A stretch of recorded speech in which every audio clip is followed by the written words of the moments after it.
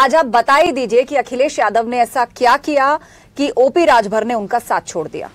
देखिए, पहला उन्होंने मेरे साथ विश्वासघात किया। गठबंधन में उन्होंने हमसे कहा कि हम आपको सीट देंगे, घुमाते फिराते अंतिम दौर में लाके उन्होंने हमसे पूछा कि आप क्या चाहते हो। हमने कहा भाई देखिए, हम अपनी पार्टी की मान्यता प्राप्त दल चाहते हैं, 3% सीट जीतना हमारे लिए अनिवार्य है। तो उन्होंने कहा कि ठीक है, हम व्यवस्था कर देंगे। हम कहे नहीं, सीट तय कर दीजिए। अंततोगत्वा उन्होंने ये कहा कि प्रत्याशी हमारा होगा, सीट सिंबल आपका होगा। हमने कहा महाराज, तो हमारी पार्टी के नेता जो रात दिन मेहनत किए वो कहाँ जाएंगे? तो उन्होंने कहा कि नहीं, साथ रहना है तो यही मानना पड़ेगा, नहीं तो नहीं। तो उसी पे मैंने एक बयान दिया था, एक भी सीट नहीं देंगे अखिलेश जी तब भी मैं साथ रहूंगा, याद होगा शायद। मैंने एक बयान दिया था। पहली खटास वहीं से शुरू होती है। दूसरी खटास हमने कहा कि हम अति पिछड़े कम्युनिटी से आते हैं, जो राजनीति में अछूते हैं, चाहे वो पाल हो, प्रजापति हो, कश्यप हो, शाक्य हो, सैनी हो, बारी हो, बंजारा हो, बहेलिया हो, खंघार हो, अर्कबंसी हो, इन कम्युनिटियों को आप राजनीति में हिस्सेदारी दो।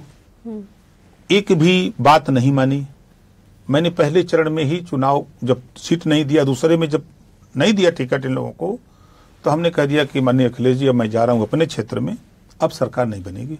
मैं वहां से लौट, उस समय उनको बुरा लगा, कैसे क्यों बोल रहे हैं, उनको अहंकार था कि हम तो 400 सीट जीत रहे हैं, ऐसे क्यों बोल रहे हैं। हम कहे नहीं, हम तो जा रहे हैं। तो मैं चला गया अपने क्षेत्र में। तो आपने देखा कि मैं अपने क्षेत्र में अम्बेडकर नगर हो, आजमगढ़ हो, गाजीपुर हो, बलिया हो, बस्ती हो, मऊ हो, तमाम जिलों में बीजेपी का खाता तक नहीं खुला। किसी जिले में 1 सीट, किसी जिले में 2 सीट, इस तरह बीजेपी जीती।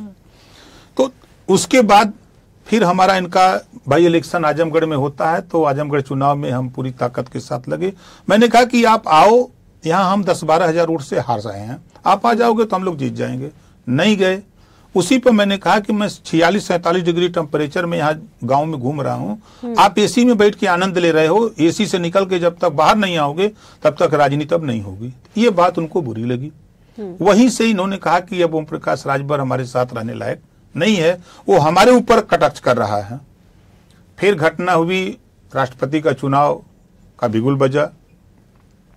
हमसे फोन आया उनका कि अपने विधायकों को बुला लो। हमने बुला लिया। 4 बजे मीटिंग है। हमने कहा ठीक है। फिर 1 घंटे बाद फोन आता है कि अपने विधायकों से कह दो चले जाएं, और दूसरे दिन मीटिंग होगी। उसी दिन 4 बजे फिर जयंत चौधरी जी आते हैं, मीटिंग होती है, प्रत्याशी उनके आते हैं, और प्रेस होती है, घोषणा हो जाती है।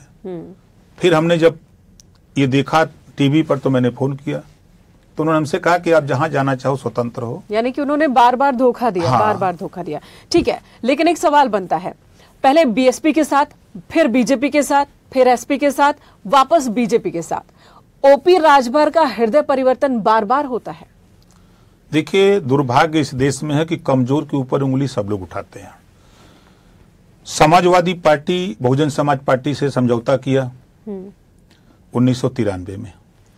क्या क्या दुर्गति किया समाजवादी पार्टी ने बहुजन समाज पार्टी में, विधायकों को लतियाते मारते घसीट घसीट के ले गए। उसके बाद भी लंबे समय के बाद फिर बसपा से गठबंधन सपा का हुआ।